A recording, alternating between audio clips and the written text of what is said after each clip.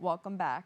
With more young people struggling to find the right mental health support, a bold new model is rewriting what care can look like and where it happens. JCCA's Youth Act program is bringing therapy, crisis intervention, and support directly into homes, schools, and neighborhoods while meeting youth where they are, both physically and emotionally. Here now is the program director of the Youth Act program at JCCA, McQuita James. Good morning. Thank you so much for joining us. Good morning. Thanks for having me. Of course. So to start things off, JCCA's Youth Act team was the first in the state launching in Brooklyn. So can you tell us a little bit about what makes this model of care so different from traditional mental health services for young people? So I think it's different because we literally come to you. Most young people have been used to having to go to the facility for outpatient services, and it has not worked out. And so for us to be able to provide that to them at their home, at their school, in the community is definitely different and something that they look forward to. In addition, they might be used to having one provider, but this is a multidisciplinary approach in which we have a team of professionals helping out this young person. And for those who may not be aware, can you tell us about what are some of the challenges of a child having to go in person than rather somebody coming to them? I think it could be a number of different things. I think seeking help is sometimes hard to admit. I think sometimes balancing schedule between school and being tired, homework, sometimes going to a facility, depending on where it is geographically, may not be something that's ideal for them, right? Sometimes life's for young people and their families, and even resources, right? Sometimes it could be transportation and financial hardships and things. And so it could be a number of different things that prevent them or becomes a barrier for them accessing the services in outpatient treatment facilities. Right. So essentially, they're giving all their time during the days of other activities, and then their well being and their mental health falls by the wayside because then this is something that unfortunately takes a back seat, essentially. Absolutely. And so, with that, what types of challenges for Youth Act specifically are the young people you serve facing, and how do you work to overcome those challenges?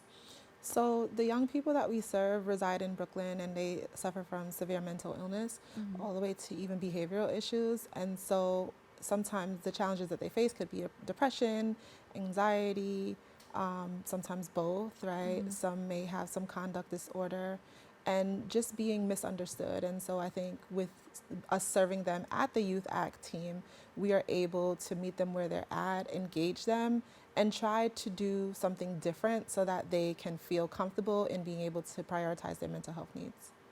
Absolutely, and we basically just discussed that not going the conventional route is what makes all the difference here. So can you speak in your perspective, just how does that community-based approach make a difference, and what difference are you seeing compared to conventional and traditional settings? So I do think that in addition to therapy, we do have other services that are offered, such as assertive engagement. And so we have some young people that struggle with even going outside into the community. And so we have what's called peer support specialists as well as clinical supports that can do things with them outdoors, right? And so may encourage them to go outside, right? Then we also have folks that may not be interested in person. And so we do have our psychiatric nurse practitioner that provides virtual visits, right? And so some young people, that works for them and it's more flexible.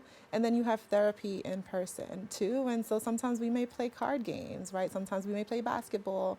And so imagine you're doing your therapy session, sitting down and having a pizza together. And so it doesn't seem like the conventional structured way, and it provides individualized needs being met for our young people. I think it also takes, so to speak, the stigma out of it. And like you said, that structured conventional setting that sometimes is off-putting to people that, especially for children and teens, when they're there, you feel like when you hear the word therapy and mental health services, you think like sterile, right? You think like these sterile white walls. So I think stripping back that approach is also, can make people open up more. Is that the case? Absolutely. I think that it sometimes it changes the narrative for young people, especially from what they're used to, right? And it's not Brookdale Hospital, right? It's not a hospital facility at all, right? And what the four walls could look like could have no barriers or any walls. It could be trees, it could be grass, right? It could be what they want, and they can actually have a say in what their services look like.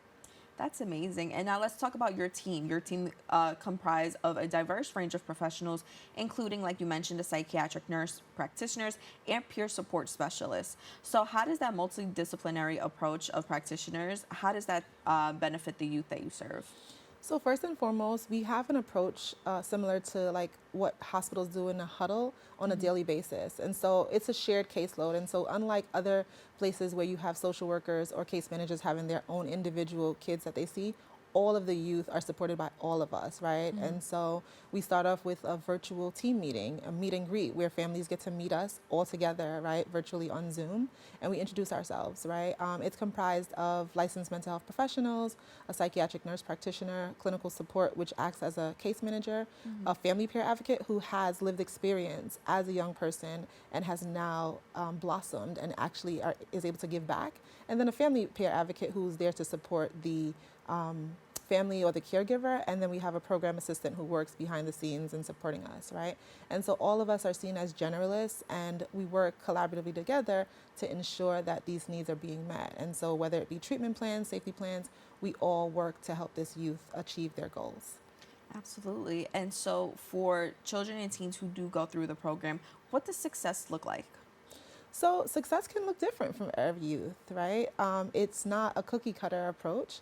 And so we have youth that success can look like graduating from the program and stepping down and no longer needing intensive care. We have a youth right now that was transferred to us, and as a result of coming into our program, their symptoms have decreased, and so they were self-harming when they initially came to us. They've given up the tools that they would have used or the devices that they would use, and they're transparent with their therapists that they've been working with in doing so. They were in a pre-adoptive home, and now they're being adopted, and they're going to move, and they've been reunited with their biological family member. And so that's what success can look like. Success can also look like enrollment in college for a kid that was struggling and couldn't even get out of bed. And so depression kind of being a real barrier for them, and being able to go outdoors, being able to socialize again and build connections through their engagement in the program. That's amazing. And we're coming up on 1 minute, but I just do want to mention that I feel the Youth Act program is a catalyst for change in the mental health field. So can you just tell me quickly in a nutshell, what are your hopes for the future of mental health care with youth?